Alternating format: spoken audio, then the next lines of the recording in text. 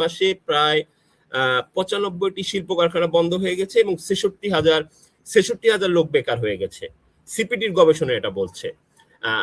অথচ আমাদের কাছে আমরা জনগণ আমরা প্রত্যাশা করেছিলাম এবং বর্তমান সরকারের তাদের প্রতিশ্রুতি ছিল 1-1.5 বছরের মধ্যে 1 কোটি লোকের নতুন কর্মসংস্থান হবে। এখন যে ট্রেন্ডটা চলতেছে, এখন যেটা লক্ষণ বোঝা যাচ্ছে যে সংকট, এটা মনে হচ্ছে আগামী 1.5 বছরে নতুন 1 কোটি লোকের কর্মসংস্থান তো হবেই না, বরং 1 কোটি লোক তার কর্মহীন হয়ে যেতে পারে, তার চাকরি হারাতে পারে।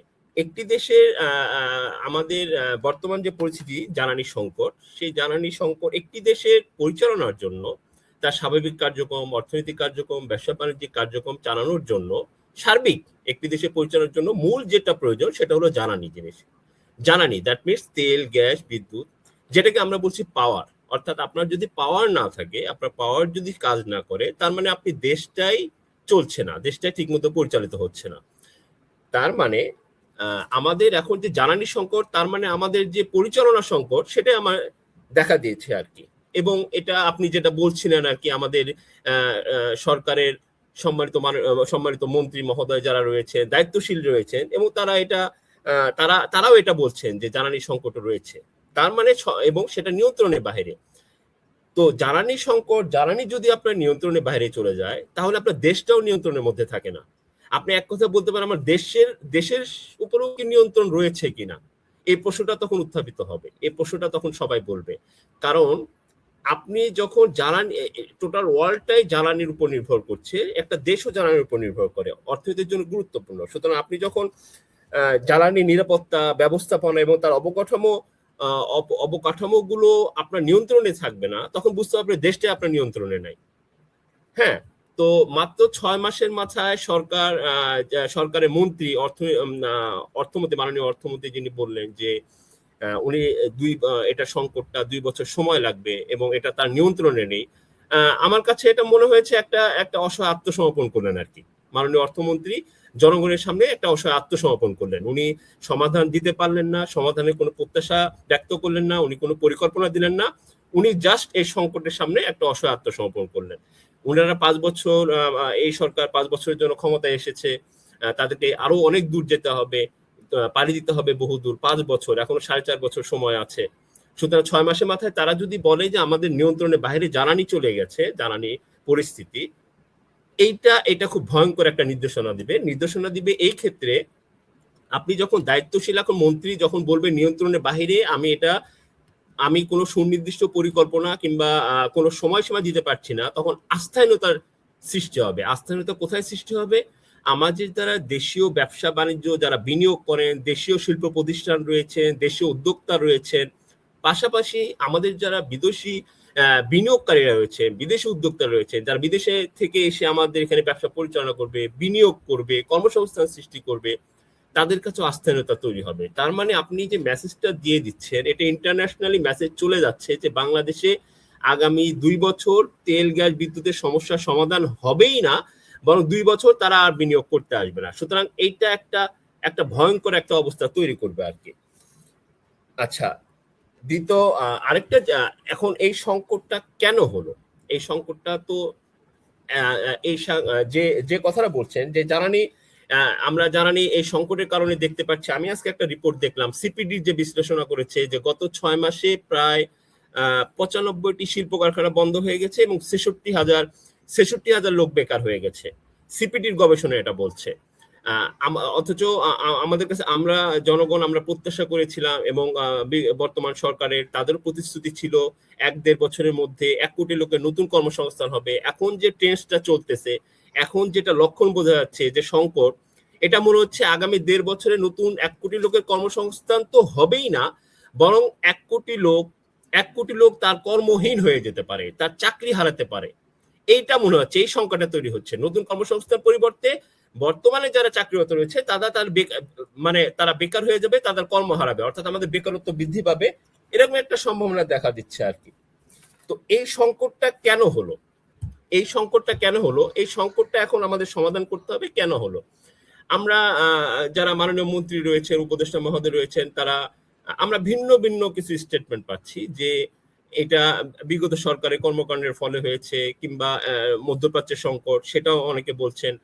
আবার আরেকজন বলছে দুর্নীতির কারণে হয়েছে। তো এক এক সময় এক এক দায়িত্বপ্রাপ্ত ব্যক্তি এক এক ধরনের তথ্য পাচ্ছে। তার মানে যে এটা প্রপারলি একটা, আপনি যখন একজন ডাক্তারের কাছে যাবেন একটা অসুখের জন্য, সেটা যদি প্রপারলি ডায়াগনোসিস না হয়, সেটা যদি প্রপারলি আইডেন্টিফাইড না হয়, তখন কিন্তু আপনাকে বিভিন্ন রকমের ওষুধ দেওয়ার চেষ্টা করা হবে। এবং আপনি দেখবেন যে বিভিন্ন কারণ তিনি বলছেন, তিনি স্পেসিফিক কারণ বলছেন না। তার মানে আমার মনে হয় যে এই যে সংকটটা হয়েছে, এই সংকটটা মানে সুনির্দিষ্টভাবে এটা অ্যাড্রেসই করা হচ্ছে না। এইটা অ্যাড্রেস করা হচ্ছে না, এবং কারণটা কি, এবং এখানে একটা মিসম্যানেজমেন্ট একটা বিষয় আছে আর কি। এখন জ্বালানির বিষয়টা আসলে কিভাবে একটা দেশকে জ্বালানি বিষয়টা কিভাবে ম্যানেজমেন্ট করতে হয়। জ্বালানিতে দুইটা জিনিস খুব ইম্পর্টেন্ট, একটা হলো সাপ্লাই চেইন ম্যানেজমেন্ট, আর একটা হলো ফুয়েল ডিপ্লোমেসি যেটা হলো। এখন সাপ্লাই চেইন ম্যানেজমেন্টটা কি? সাপ্লাই চেইন ম্যানেজমেন্ট যেটা হলো, সেটা হলো যে একটা দেশের জ্বালানি ব্যবস্থা বিভিন্ন সোর্স থাকে, তার তেল, গ্যাস, বিদ্যুৎ, সার্বিক মিলেই তার অবকাঠামো, তার ডিমান্ড সাপ্লাই অ্যানালাইসিস এবং তার স্টক, এই সব মিলিয়ে একটা সাপ্লাই চেইন ম্যানেজমেন্ট। তো এইটা আপনাকে, এইটা যদি আপনি প্রপারলি হ্যান্ডেল না করতে পারে, ম্যানেজ না করতে পারে, তখনই দেশে জ্বালানি সংকট হয়। এখন আমরা যেটা দেখতে পাচ্ছি বিগত 16 বছর, যেটা আমরা যদি আওয়ামী লীগ সরকারের পিরিয়ডটা দেখি, আমরা কিন্তু অন্তত একটা জিনিসই পেয়েছি, একটা নিরবচ্ছিন্ন বিদ্যুৎ, গ্যাস, তেল, এই বিষয়গুলো অন্তত নিশ্চিত আমরা পেয়েছিলাম সেই সময়টা। পরবর্তীতে 5ই আগস্টের পরে যেটা দেখা গেল, ডক্টর ইউনূস এর নেতৃত্বে যে অন্তর্বর্তীকালীন সরকার, তারাও 2 বছর কিন্তু মোটামুটি সংকট ছিল না আর কি। তারা ভালো মতোই চালিয়েছে। তেল, গ্যাস, বিদ্যুৎ এভাবে সংকট ছিল না, লোডশেডিং সেভাবে ছিল না, তারপরে গ্যাস সংকট ছিল না, কলকারখানা সেভাবে বন্ধ হয়নি। কিন্তু দেখা গেল মানে আমাদের যে নির্বাচিত সরকার আসলেন, তখন দেখা যাচ্ছে যে সংকটটা আরো ঘনীভূত হয়ে গেছে। তো আমি একটু চেষ্টা করেছি আসলে বিষয়টা কি হয়েছে। বিষয়টা হয়ে গেছে হলো, আমাদের যে সাপ্লাই চেইন ম্যানেজমেন্টের গ্যাপ তৈরি হয়ে গেছে। কি গ্যাপটা তৈরি হয়েছে আমি আপনাকে বলি। আমরা যখন আওয়ামী লীগ সরকারের সময় একটা জিনিস শেখ হাসিনা প্রায় বলতো যে, আমি অন্তত দুইটা জিনিস, যে একটা দেশের খাদ্য শস্য মজুত এবং হলো তার জ্বালানির অ্যারেঞ্জমেন্টটা, অর্থাৎ ফুয়েল ম্যানেজমেন্ট এবং ফুয়েল অ্যারেঞ্জমেন্ট, এই দুইটা সবসময় 2 বছর কিংবা তারও বেশি সময় সেটা মজুত রাখতে হয় বা অ্যারেঞ্জমেন্ট করতে হয়। এবং আমরা কিন্তু সেই জিনিসটা লক্ষ্য করেছি যে তখন কিন্তু যে ডক্টর ইউনূসের সরকার এই ক্রাইসিসটা ফেস করতে হয়নি। কেন করতে হয়নি? যে এই 2 বছর, শুধু 16 বছরের নিরবিচ্ছিন্ন বিদ্যুৎ জ্বালানি মানে দেওয়ার পাশাপাশিও 2 বছরের অন্তত অ্যারেঞ্জমেন্টটা করা ছিল।